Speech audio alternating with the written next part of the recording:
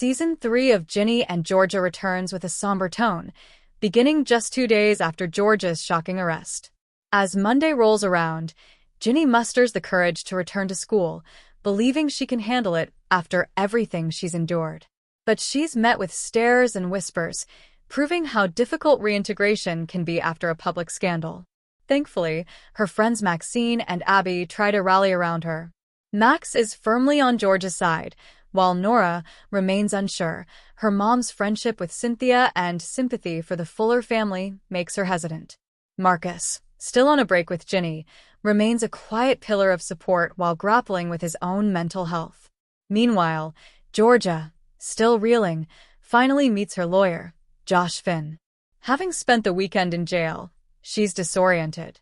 Finn informs her that her arraignment is the next day and suggests having her children present to show the judge that she's needed at home. Georgia, although reluctant, agrees. Her bail chances are slim, and the stakes are high.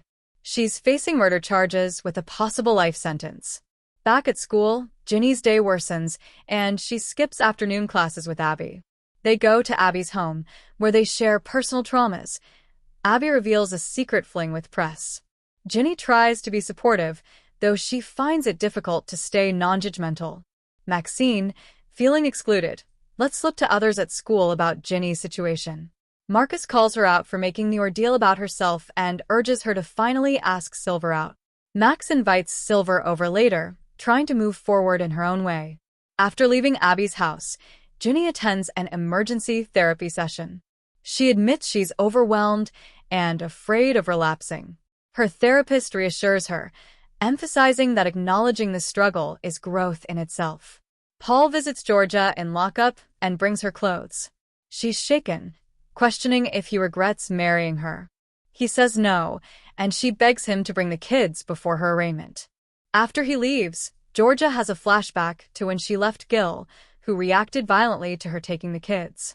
Paul takes the kids to see Georgia, prepping them to put on brave, supportive faces.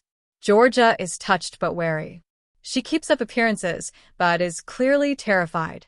After their visit, she warns Ginny not to trust anyone, not even her therapist, and tries to pry about the judge's family to gain leverage.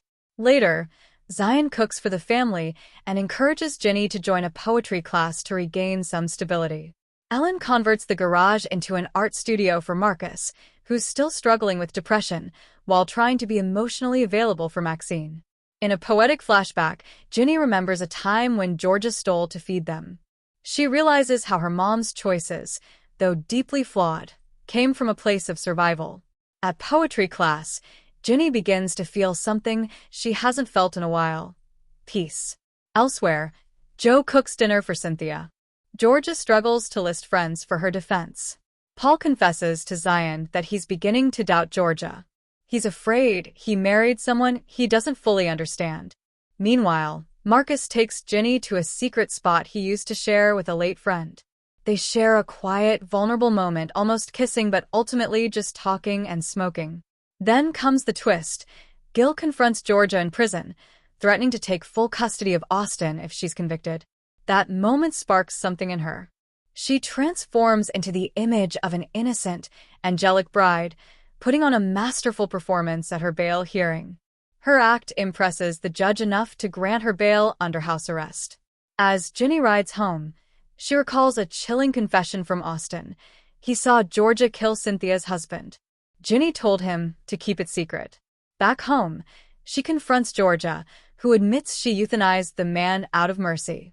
Ginny explodes, revealing Austin witnessed the act. Georgia breaks down, apologizing for not protecting them better. Eventually, Ginny's anger fades. She hugs her mother, remembering the woman who once stole cookies to feed them. In the final moments, the two lie in bed together. It's still them against the world. Episode review. Season 3 opens with heavy emotional stakes.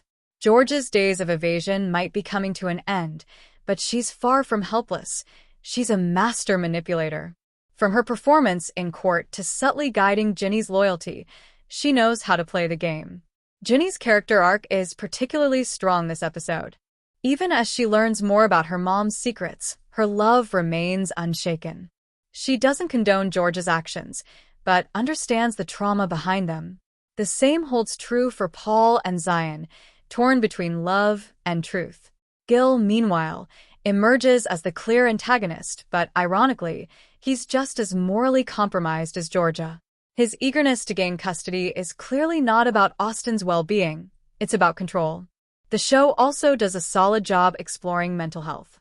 Marcus' depression and Ginny's struggles with self-harm are portrayed with honesty and care, reminding us that healing is not linear. It's refreshing to see these issues handled with realism and empathy. In sum, Ginny and Georgia Season 3 opens with emotional complexity, legal stakes, and nuanced character development. The bond between mother and daughter remains the heart of the show, flawed, fragile, but fiercely resilient.